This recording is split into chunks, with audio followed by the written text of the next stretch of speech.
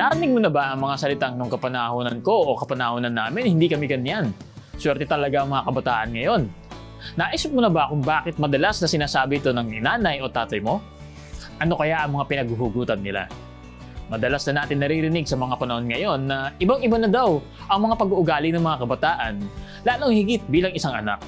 Ang pagiging mabuting anak ay isang mahalagang tungkulin na nagdadala ng responsibilidad at pagkakataon para sa personal na pag-unlad. Sa pagiging mabuting anak, hindi lamang natin ipinapakita ang ating pagmamahal at respeto sa ating mga magulang, kundi pati na rin ang ating pag-unawa sa mga sakripisyo nila. Ano nga ba talaga ang ating tungkulin bilang isang anak? Sama-sama po nating pag-usapan yan kung ano-ano ang mga tungkulin ng mabuting anak dito pa din po sa ating programang What Do You Think? Kung saan kami nagpapaalalang, kabataan, desisyon mo ay pag-isipan upang maging tama ang iyong lalakaran.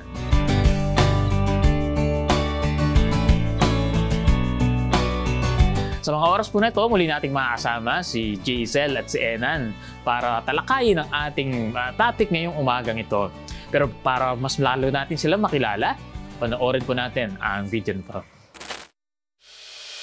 Si Zernan Enan Diaz at si Jazel May Martinez Diaz ay long-time married couple na mayroong passion para sa pagpapatibay ng spiritual life ng bawat pamilya at bawat individual sa pamamagitan ng pagtulong sa kanila na mas makilala pa si Kristo.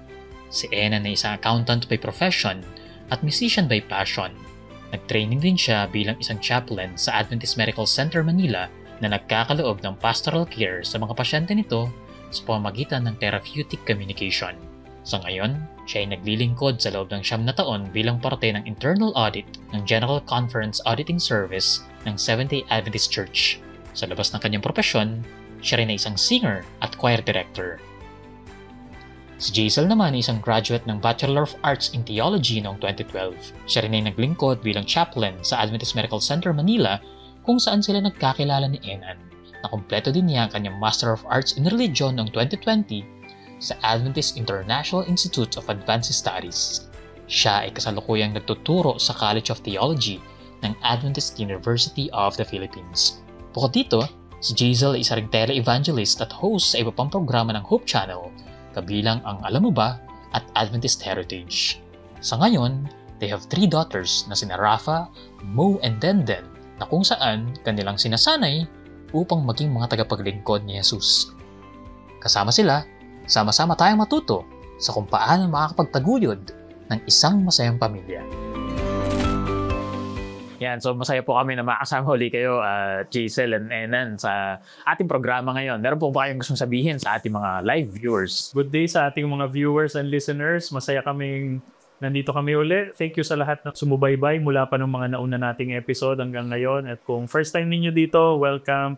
We pray na marami kayong mapulot na aral na magagamit sa inyong practical na buhay.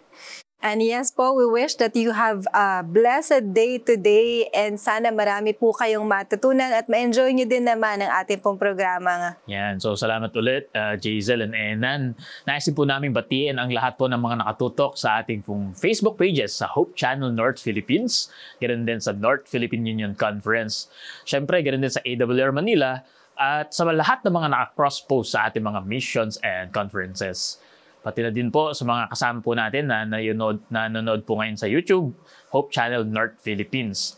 At syempre sa mga nakasubaybay sa atin pong television, sa GSAT Channel 37 at Digital Receivers Channel 45. At ganoon din ang mga makatutok ngayon, nakatune in sa atin pong radio, AWR 89.1 FM. Kami po ay masaya na makasama kayong lahat ngayon at dalangin namin na patuloy na ang pagpapala ng Panginoon ay sumasa inyo. Iniimbitahan din po namin kayo na i-like at i-share ang ating live broadcast para mas marami po ang makinabang sa ating po mga matututunan. At kung hindi pa po kayo naka-follow sa ating Facebook at YouTube channels, pakihit lamang po ang follow at subscribe button para mas madami pa kayong updates sa mga exciting na programs na kagaya nito. Bago po tayo magsimula sa ating discussion, ay hilingan natin si Enan para manalangin para sa atin. Manalangin tayo. Bahila namin, Diyos, inaanyayahan po namin ang inyong banal na presensya na mamuna po sa aming pag-uusap ngayon. Dalangin po namin na bigyan niyo po kami ng inyong wisdom at understanding at patuloy pong i-bless at mangusap po kayo sa aming mga viewers and listeners Sa pangalan po ng aming Panginoong Jesus. Amen. Amen. So ayan, tayo po ay magpapatuloy sa ating discussion, no? May kinalaman sa ating topic ngayon. Paano nga ba magiging mabuting anak? Yan. So, pag sinabi natin na pagiging anak, ano nga ba talaga yung primary na tungkulin ng isang anak? Well, bago natin pag-usapan yung pagiging mabuting anak, balikan natin uli yung original design ng Panginoon sa atin. Kasi nakatay ito doon sa responsibility natin na pagiging anak. Again, we are all created in God's image. Tayo ay image bearers. Ang ating primary responsibility bilang mga tao, unang-una ay bigyan ng kalwalhatian ng Diyos through our surrender and obedience sa ating Panginoon.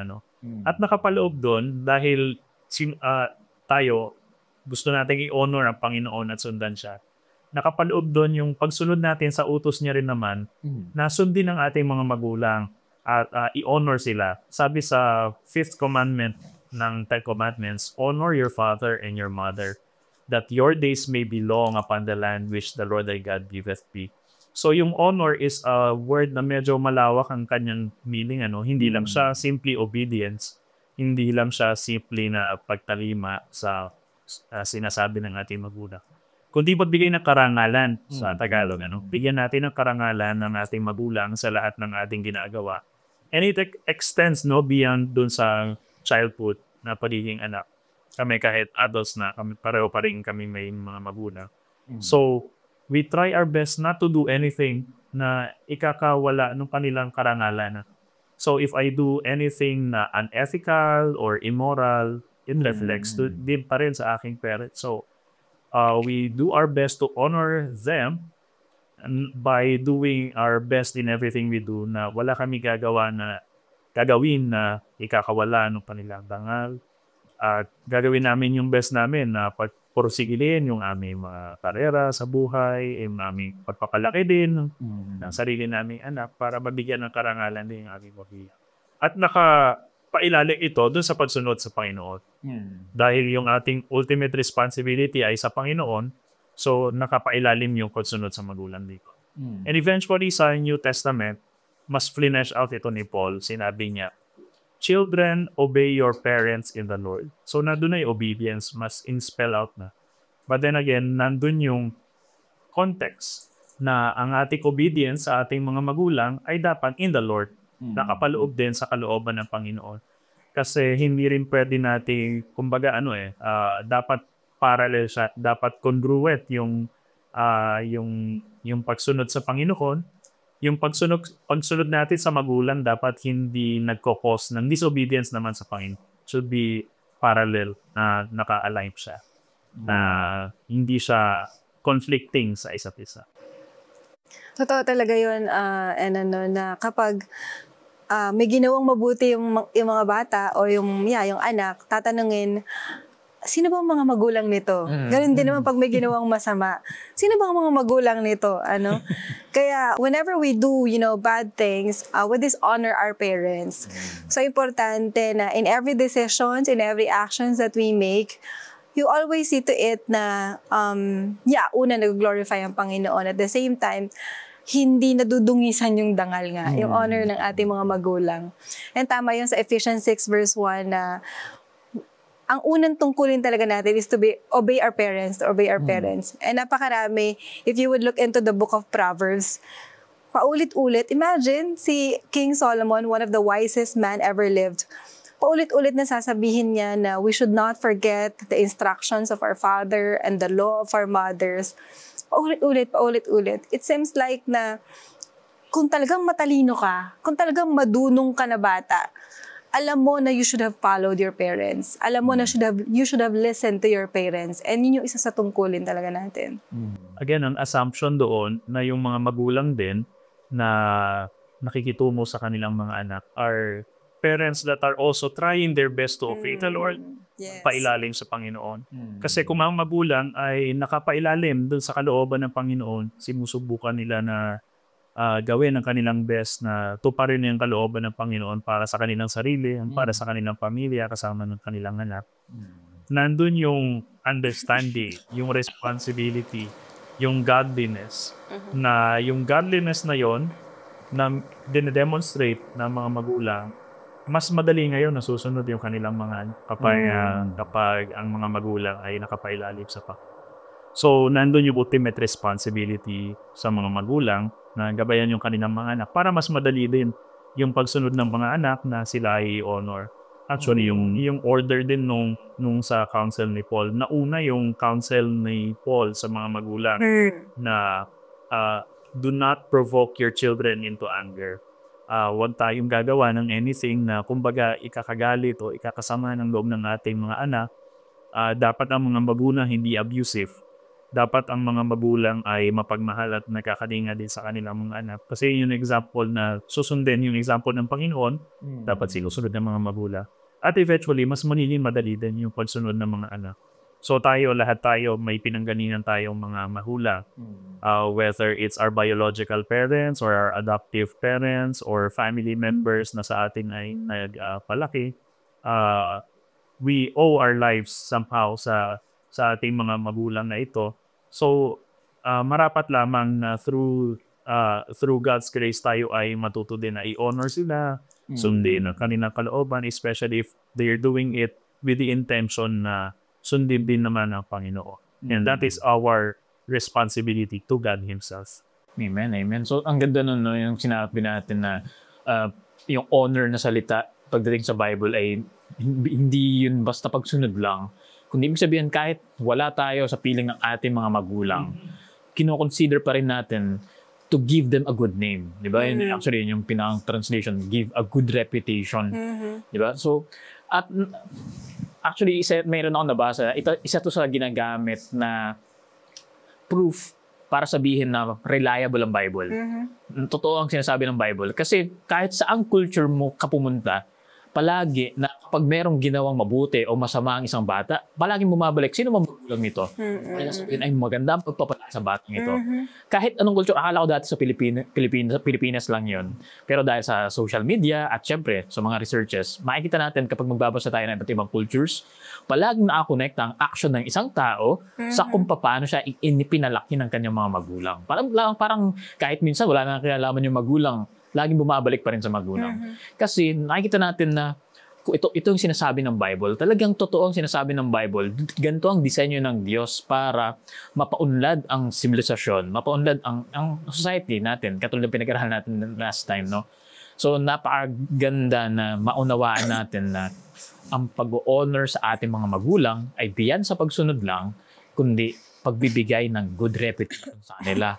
Tayo man ay nasa piling nila o kaya malayo sa piling nila. Tama, Wilmer. Tapos yung order din, ang galing ng Panginoon kung paano magiging maayos yung society. Yung counsel niya, halimbawa, yung order is, halimbawa, husbands should love their wives. Nauna yon, dapat as Christ loved the church, by the way. So, dapat nauna yon, yung pagmamahal ng heads, yung leaders, pagmamahal sa asawang babae, mauna siya. Tapos saka pa lang sinunod yung counsel na wives, submit to your husband. So nandun yung order ng tamang order ng society. Ganun din sa parenthood. Ang unang counsel nasa magulang. Saka pa lang sinunod yung counsel sa anak kasi nandun yung tamang order ng society. Ganun din sa church. Yung leaders, unang in-admonish ng Panginoon yung leaders ng church bago yung members ng church. So makikita natin na yung wisdom sa mga pag-uutos, mga instruction ng Panginoon na Connect. connect is kung sundin lamang natin, ang society natin napakaganda. Napakaayos ng ating mga pamilya, yung ating church, yung ating society and community in general. Kasi ang galing nung pagkakautos ng Panginoon. And likewise, balikan natin yung side na ang ating pagsunod sa ating mga magulang ay dapat laging in the Lord. Kasi obviously, minsan may mga parents din na ang kanilang pag-uutos sa kanilang anak ay yung instruction ay not in the Lord. For example, kung halimbawa ako, ang aking magulang kunyari ay meron kami family business na sinusunod.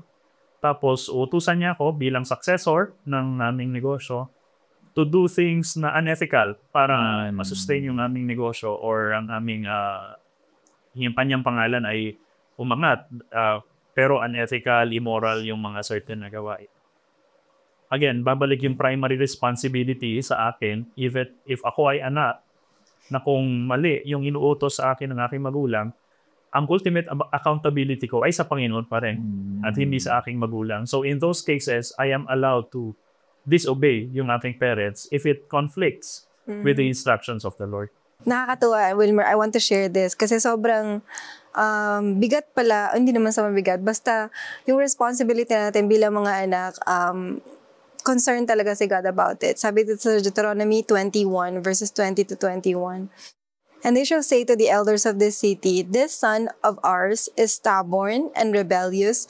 He will not obey our voice. He is a glutton and a drunkard. Then all the men of his city shall stone him to death with stones. So you shall put away the evil from among you, and all Israel shall hear and fear. Parang ang point dito, serious si God. Serious si God na sinabi ko sa 10 Commandments na honor your father and your mother.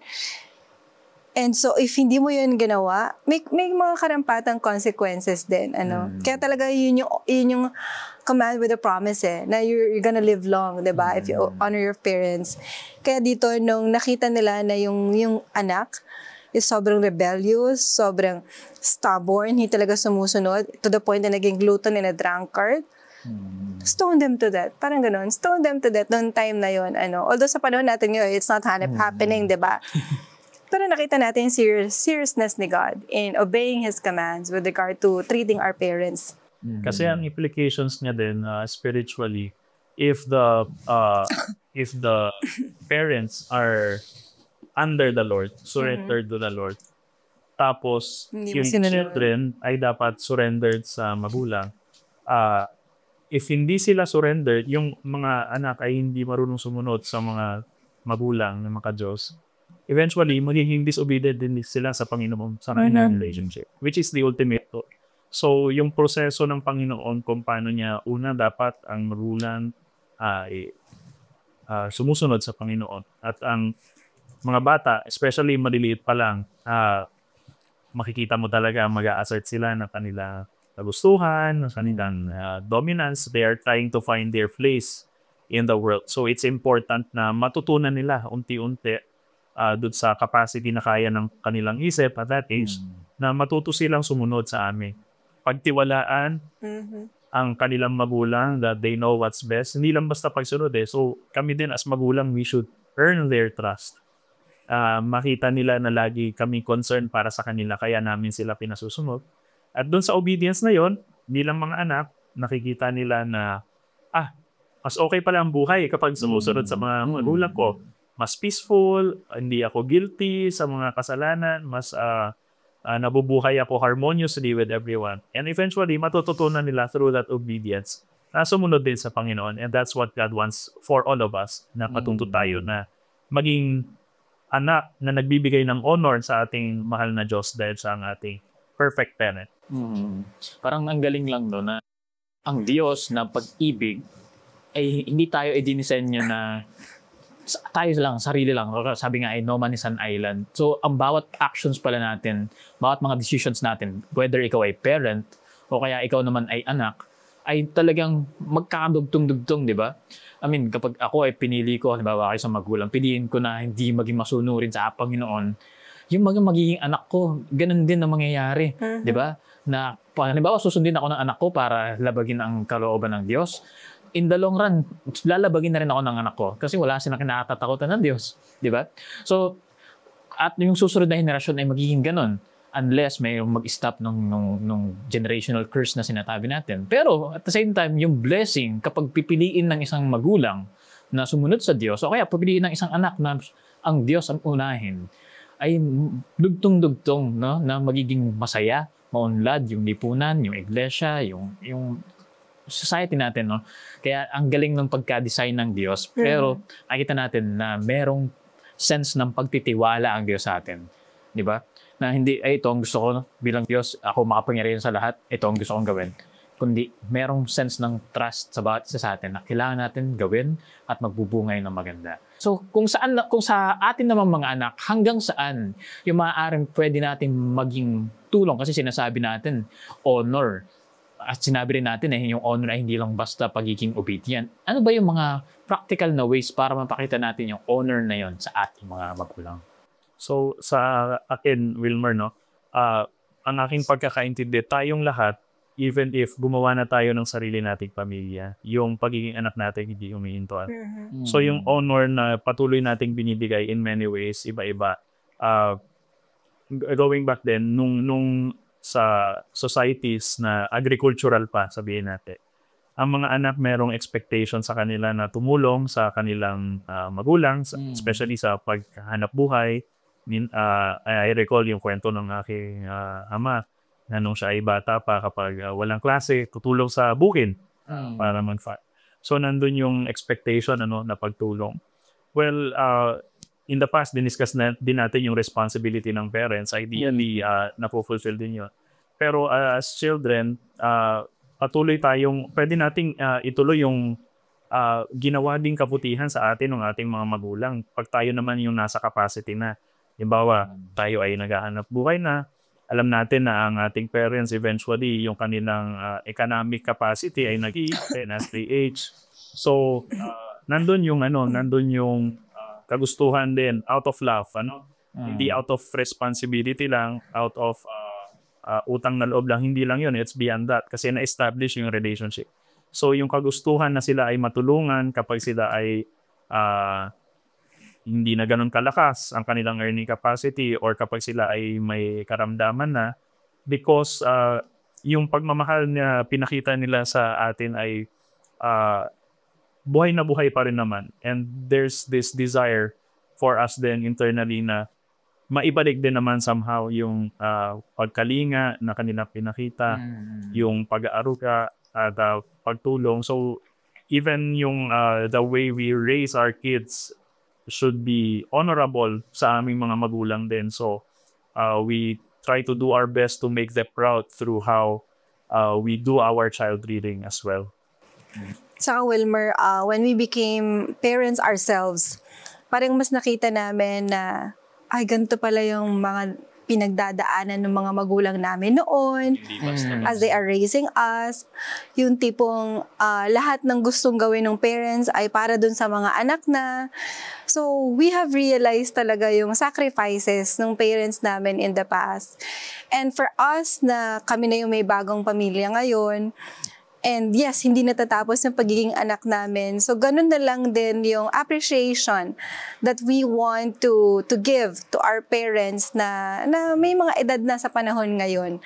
So, continuously, we show that appreciation in many ways, especially kapag merong mga special occasions in their lives, kahit may edad na sila. So, we see to it na we spend time with them. We make sure na they feel loved and appreciated. Kahit at some point na, since may sarili-sarili ng pamilya, na hindi kami madalas magkakasama. So, we still give those, words of appreciation. We give, kung meron kang monetary things or, gifts that you can give, why not, diba? Kasi, in the onset, talagang sila naman ay give din naman as they are, rearing us. So, those are just, appreciation din talaga. So, we have many ways to appreciate our parents din. Yan. So, napakaganda naiisip ko tuloy yung nanay ko, talagang ganun talaga yung, yung, kahit nung hanggang ngayon malalaki na kami, pero iniisip pa rin niya palaging tulungan kami. Diba? Kapag meron siya may tutulong, palaging itinutulong pa rin. So, talagang maaasahan pa rin palagi. Kumbaga, kahit marami na kami naging kaibigan, marami na naging pwedeng mahinga ng support, ang best pa rin na pwedeng mahinga ng support ay yung mga magulang. So, napakaganda na iniisip ko yung sinabi ni Jesus sa Matthew. Sabi niya ay nirevile niya o nirebuke na yung mga religious people na dinadahilan nila yung pagiging religious nila o yung pagtulong nila sa gawain ng synagogue para hindi magbigay ng support sa kanilang mga magulang. Diba? Sabi din ni Jesus ay, you made void the law. Diba? Kumbaga gusto niya na gumawa para sa Diyos, pero nilalabag niyo yung kalooban ng Diyos sa pamamagitan ng pagdi-dishonor sa inyong mga magulang. So makikita natin na katulad ng sabi ni Ma'am Jaisal kanina, seryoso ang Diyos sa kanyang utos na ating i-honor ang ating mga magulang. Same na Diyos sa Old Testament, same na Diyos sa New Testament. Ganun din yung sinasabi ni Jesus na sinasawalang bahala niyo ang kautusan. Kung sasabihin niyo gagawa kayo para sa gawain ng sinagoga, tapos para pabayaan yung inyong mga magulang. So ganun yung balance na makikita natin, no, sa pagdating sa sinasabi ni Jesus sa panahon niya at maging sa panahon natin ngayon. So pero na-mention niyo na ako kanina, Sir Enan, na yung may kinalaman sa isang magulang na paano kung hindi siya lubos na sumusunod sa Panginoon. Nagbibigay ng utos na unethical, katulad ng sabi niyo kanina. Ano yung pwede pang gawin ng isang kabataan? Halimbawa, bukod sa nagbibigay ng utos na unethical, ay talagang abusive o kaya naman ay talagang wala siyang intention na sumunod sa Diyos. Ito yung mga nakakalungkot na sitwasyon na Wilmer, kasi ideally, ang magulang should reflect the character of the Lord. So yung kanilang self-sacrifice, kailangan, yun nga, kung evident kasi ang self-sacrifice ng magulang, mas madali para sa anak na ma-appreciate yun at suklian din naman yung pagmamahal na kanilang binibigay. And we are blessed na aming magulang ay ganun. But we also understand na hindi lahat ganun ang sitwasyon. Merong mga anak na naging victims of abuse or victims of immoral or unethical behavior mula sa kanilang magulang. And it is very painful. It is very painful. But then again, ang counsel sa atin ay, again, ang ating ultimate responsibility ay sa Panginoon. But how do we honor yung parents na ungodly? How do we honor them? Well, there can still be peace in our hearts if we can offer forgiveness para sa ating mga magulang. Sometimes that's the best gift we can give them. Despite sa lahat ng ating naranasan, may offer ko yung forgiveness and it's honoring them. It doesn't have to be na meron rin kayo relationship na active kasi especially sa abuse, victims of abuse. Kailangan meron talagang gap para yung perpetrator ay hindi maituloy yung kanilang gawain. But despite that, you can still set yourself free by forgiveness as well. Na, yun nga sabi, forgiveness is to set someone free and to realize that that someone is you. You'll be a prisoner kasi kung dala-dala mo siya na patuloy, hindi ka rin manilinging malaya. So, offer forgiveness.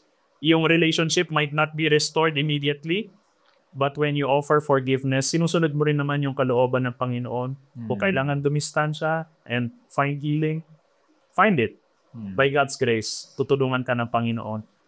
At and continue praying para dun sa puso ng ating mga magulang na maaaring tumigas o hindi pa nakakakilala sa Panginoon o hindi sinusunod ng Panginoon. Let us continue interceding and praying for them na marahil baka sa maganda mong example sa iyong pagpapatawad o sa pag-move on mo in life despite the baggages na iyong dinadala, marahil yun pa yung maging means ng Panginoon na mapag-isip-isip, maisip nila kung ano ang tama at makilala at tanggapin din nila ang Panginoon. One thing also, Wilmer, is yung respect. Even though people would do, bad things or wrong things sa atin, hindi dapat mawala yung respect. Especially as they are also a creation ng Panginoon. Nilalang din naman sila ng Panginoon. Tao din naman sila. They're worthy of our respect, whatever they have done. And especially, lalong higit kung parents natin sila. Kahit marami silang nagawang pagkakamali o masamang desisyon sa buhay, maling desisyon, the way we talk to them, the way we treat them, the way we communicate with them, is talagang dapat with respect pa rin. Lalo higit sa Pilipino, Wilmer, meron tayong po at opo, hindi tayo nagmamataas ng boses, alam mo yun, hindi tayo para sumigaw sa nakakatanda sa atin. We could talk out things, something like that. We could talk out things in sa malumanay na paraan and with respect talaga. And aside from that, totoo yun na yes, meron mga anak na na-abuse, na ma-manipulate, na mga parents nila. So we do have limitations and boundaries. Hindi natin hahayaan na patuloy nilang gawin yung abusiveness nila, yung manipulation nila and all.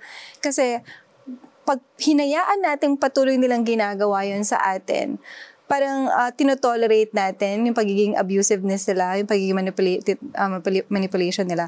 And it doesn't help them. It's actually nagiging enabler tayo of what they're doing. And imbis na magbago sila, mas patuloy nilang ginagawa yung mga bagay na yon. So it takes courage on our part. In the same way, courageous ka pero respectful ka on how to handle those kind of situations, those kind of parents, ano. So, sometimes kailangan natin to take a break, alam mo yun, na hindi mo dapat palaging kino-communicate or whatever. Sometimes have a distance din, ganyan.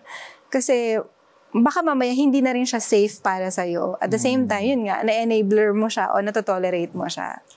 Doon din sa, on the other hand, no, yung family dynamics in general or yung role ng children as offsprings ng kanilang magulang. Nagkakaroon din siya ng growth and evolution as they age. So, sa una, syempre, bata and magulang. Yung sobrang bata, essentially, ang kanilang role parang ang tingin nila sa magulang talaga ay masters or providers of their basic needs. So sa ganung age, habang lumalaki, mas nakakaisip and understanding din yung mga anak. And eventually until adulthood. So hindi na siya hindi na provider yung magulang. Essentially, in a generic sense, kapag independent na rin yung kanilang mga anak. So as a co-adult, na concerned pa rin sa magulang. So mas may say na, mas may stake na, especially if you also found God and you are trying to obey the will of the Lord then. Yung role mo as a kid, as an offspring, son or daughter sa yung magulang, mas na rin mas nag-evolve. So medyo mas parang peers na essentially. Pero hindi nawawala yung respect, nando pa rin.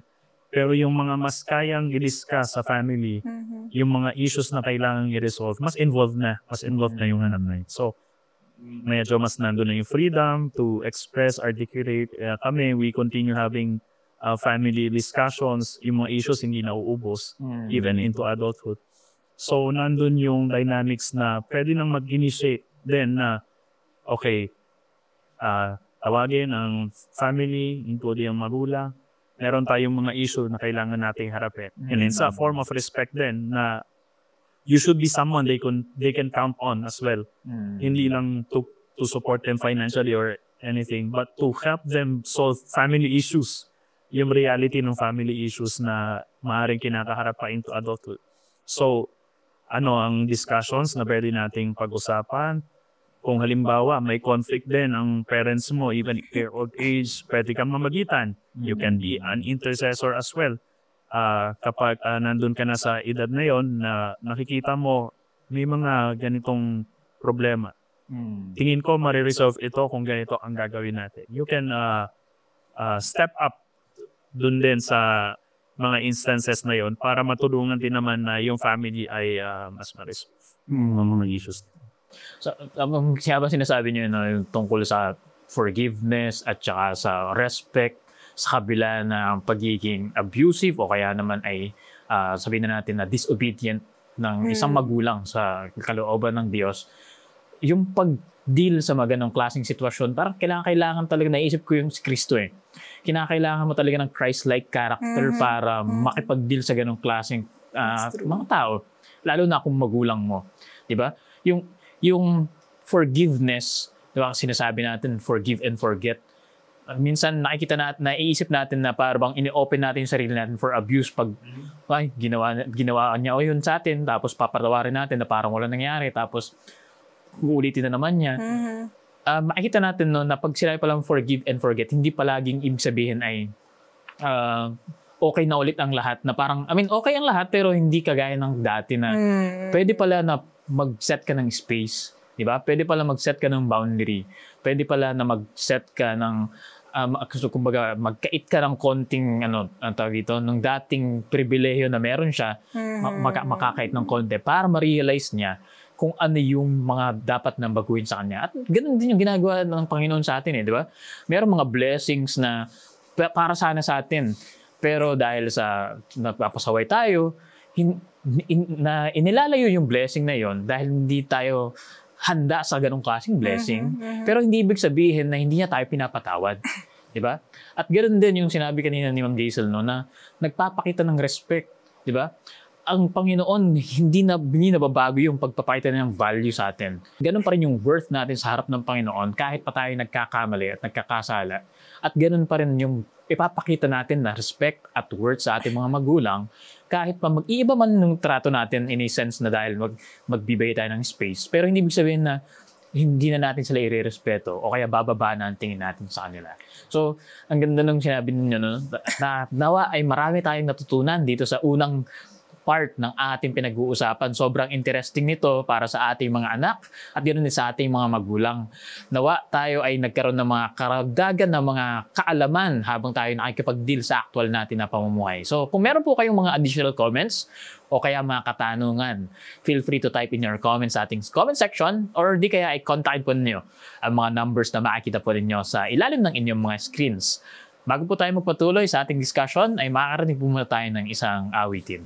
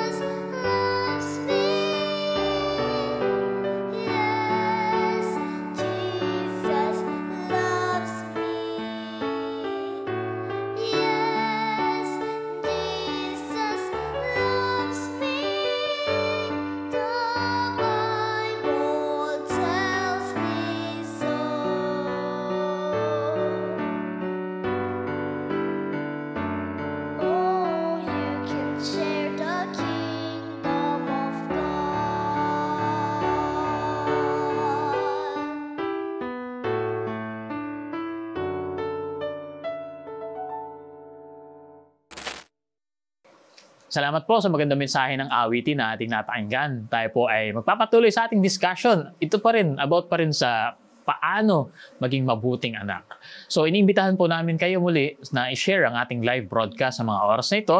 At magpapatuloy nga tayo, Ma'am Jaisel at Sir Enan. Salamat sa patuloy na pag-share sa atin. So, kanina marami tayong napag-usapan tungkol sa ano ba ang role ng isang anak, paano siya magiging mabuti na anak, paano siya magpapatawad sa isang magulang na parang nagpapakita ng abuse o kaya ay walang intention na magsumunod sa Panginoon.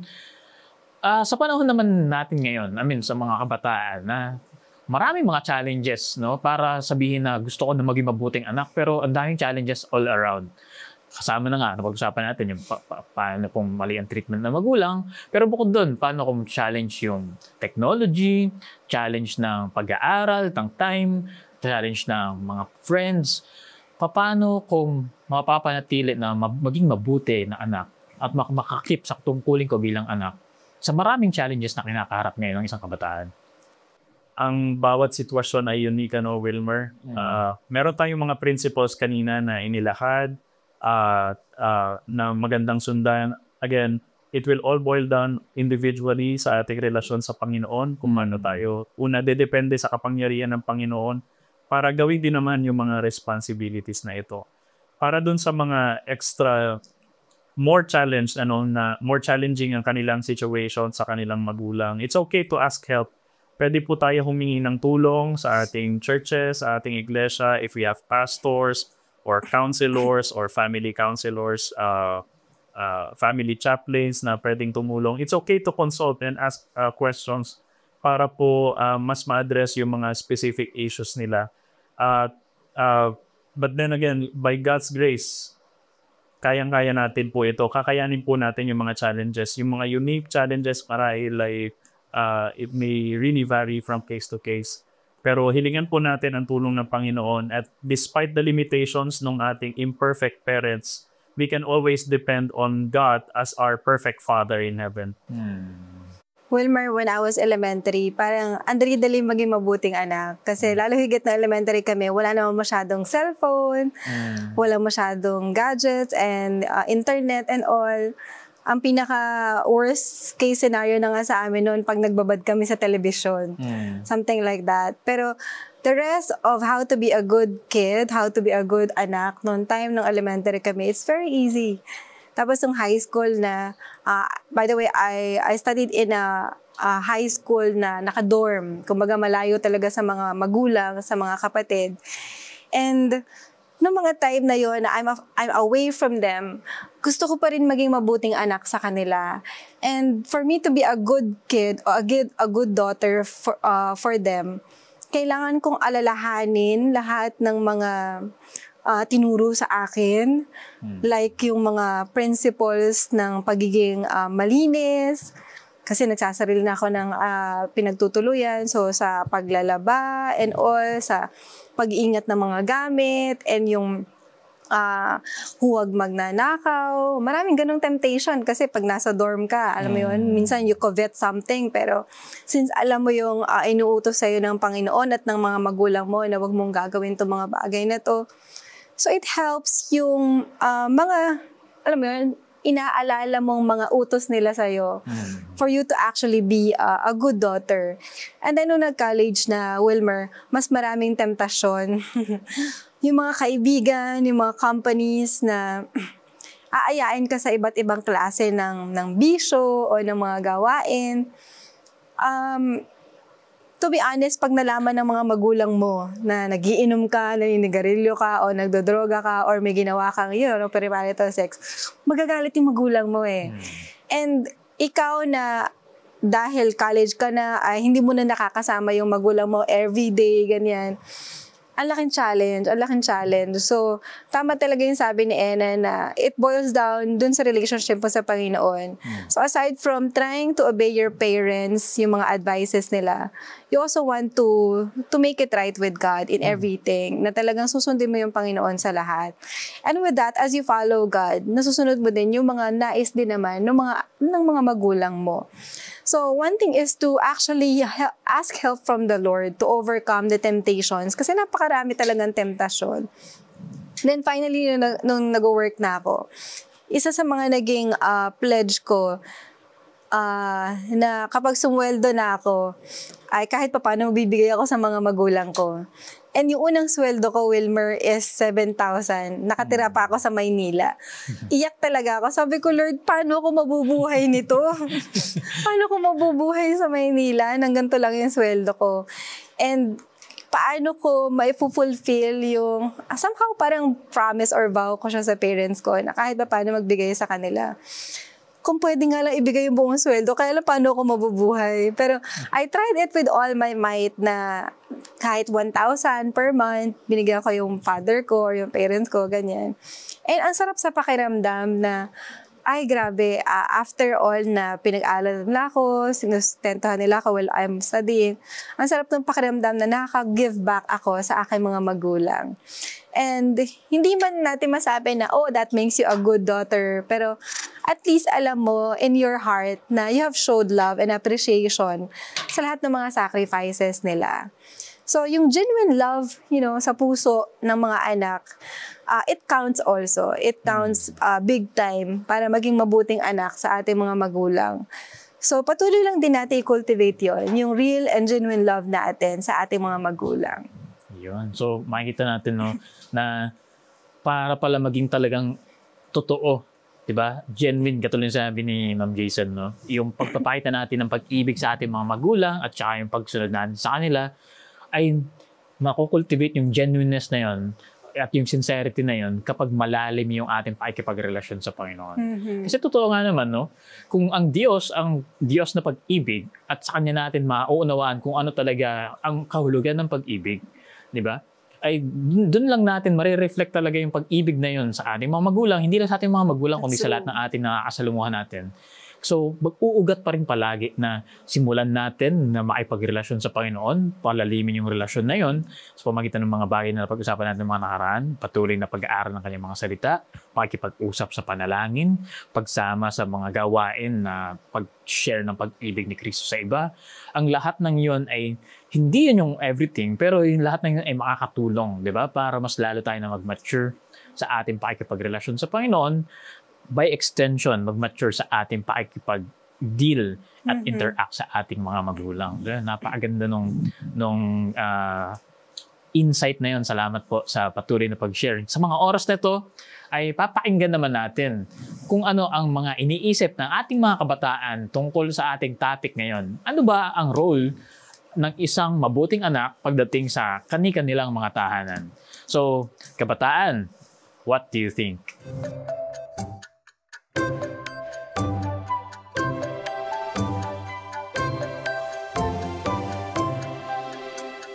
Nasa 10 Commandments yun na honor your father and thy mother. Tapos sa 10 Commandments, yun lang rin yung may promise na haba yung buhay pag ano naman yun. Kasi pag hindi mo sinunod, baka paluin. Pero yun na nga, responsibility ng anak na sumunod sa kanyang magulang. At sometimes it's being cultural na rin kung ano yung kultura ng lugar na yon. Pero basically, sumunod sa kanyang magulang and kung paano siya ginaguide ng kanyang magulang and mahalin yung kanyang magulang, sumunod, igalang, and respetuhin. So, ayun, yung tungkulin. And siguro kung may kapatid ka, edi another responsibility yun. Salamat po sa ating kabataan na nagpa-interview at nag-share about what does he think sa kung ano yung topic natin ngayon. Paano ba maging mabuting anak o paano ba ang role ng isang anak sa loob ng tahanan. So, yan. And then, ano masasabi mo sa sinabi ng ating kabataan, si JN?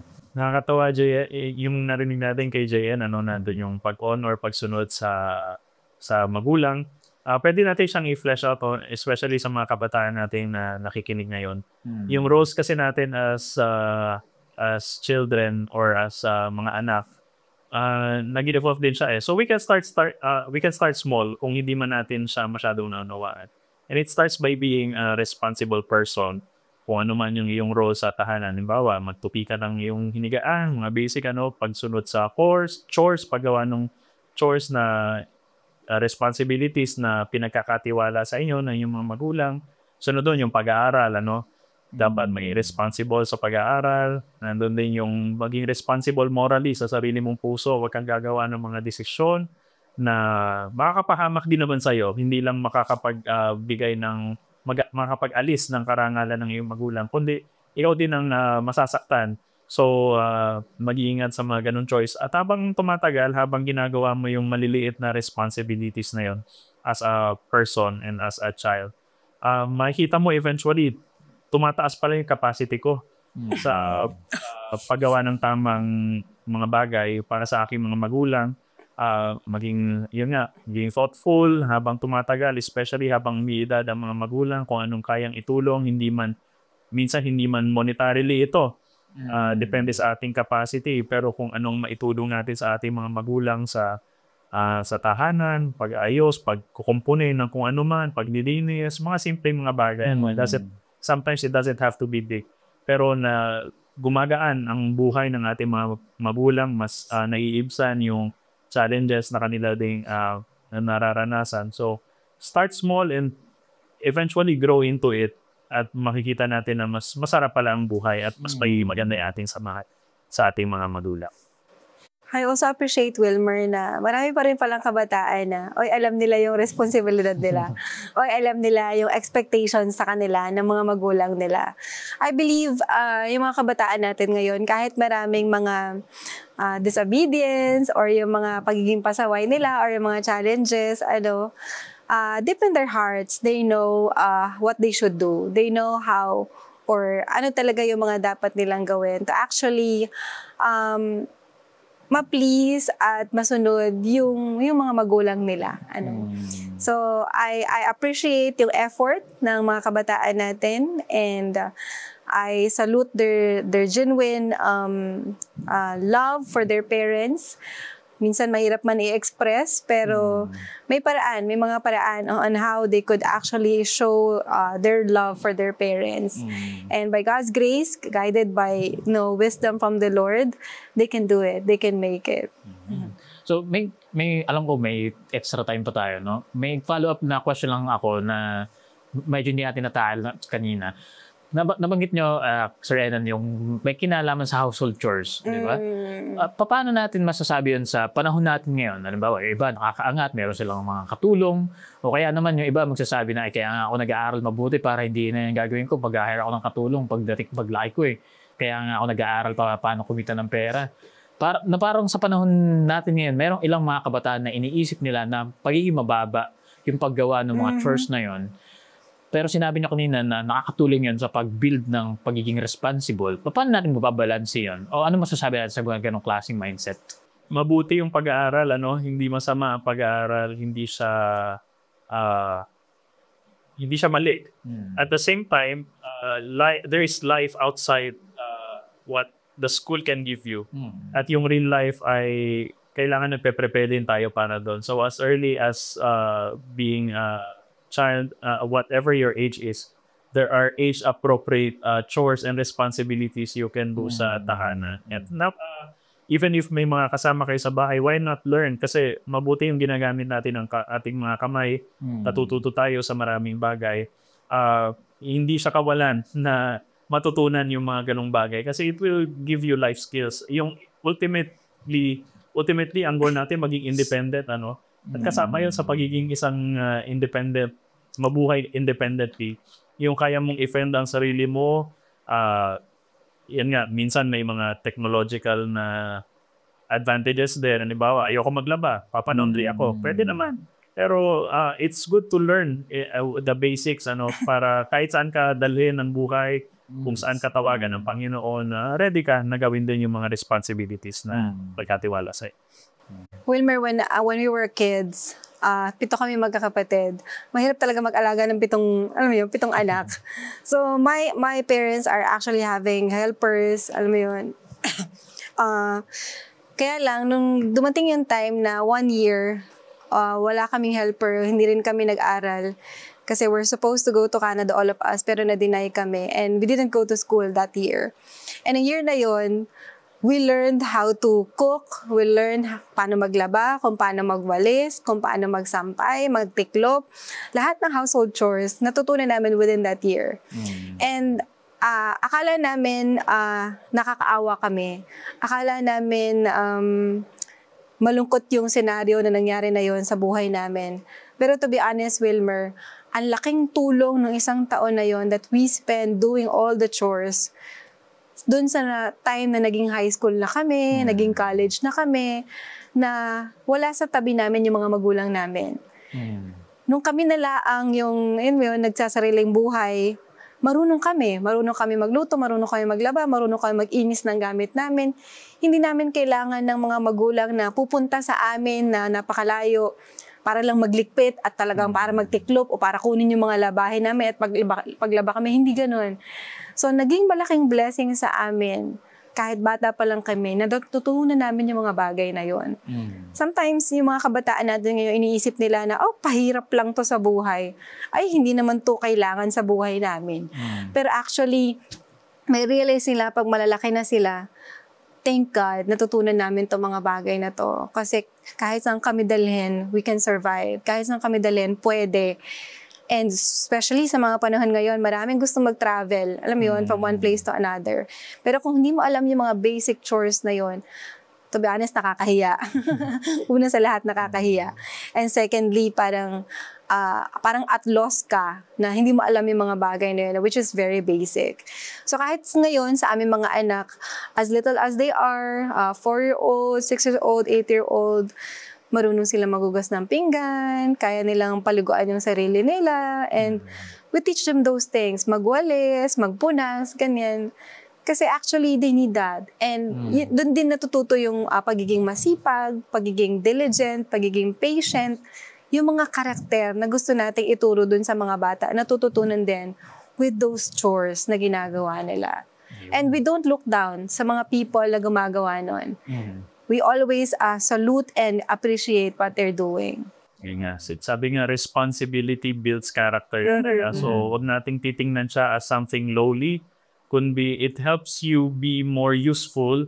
It helps you become more independent para sa future life mo, wherever that leads you.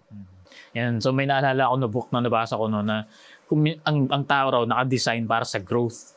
Pero kung minsan kapag kinalimutan natin yung mga basic, pwede na sana natin maabot yung next stage, pero dahil nineglect natin yung basic, yung pala yung makakapigil sa atin para hindi makaabot sa next stage. Kumbaga, dahil hindi tayo nag-aral na maging responsable, kahit nalaman na natin yung mga skills, yung mga theories, pero sa actual na buhay, na kailangan mong disiplinahin ng sarili mo, bumangon ng ganitong oras, o kaya ay iligpit ang mga gamit ng ganitong paraan. Dahil nineglect mo yon, lalo kang hindi maka-step forward dahil kinalimutan mo yung basic. So parang ganoon din no, sa pagdating sa household chores.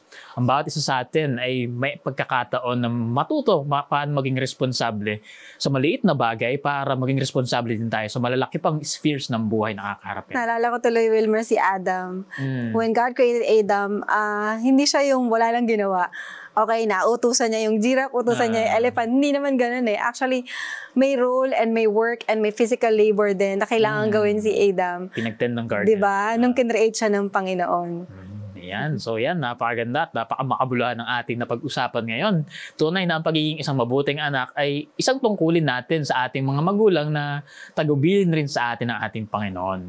May mga kasama itong challenges at sacrifices, pero dapat lagi nating iisipin na tungkulin ng isang anak ay higit pa sa simpleng pagsunod sa mga utos ng magulang. Ito ay tungkol sa pagpapakita ng respeto, pagmamahal at suporta sa ating pamilya.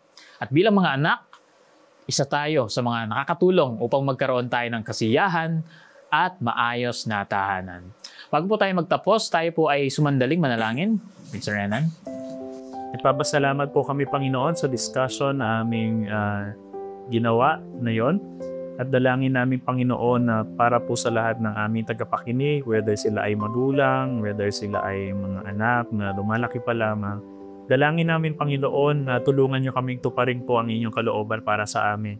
Tulungan niyo po kaming mapalapit sa inyo upang kami pong lahat ay maging mabuting anak, maging mabuting magulang din naman, nagabayan ng aming mga anak na ito na eventually ay maging tagasunod ninyo sa inyong kalooban. Papasalamat po kami inyong ingatan sa pangalan ng Panginoong Hesus. Amen. So atin po muli pasalamatan si Enan at si Jazel sa pagsama sa atin sa mga oras na ito. At inianyayahan po namin kayo next week, same time at same channel pa rin. Makakasama po muli natin sila.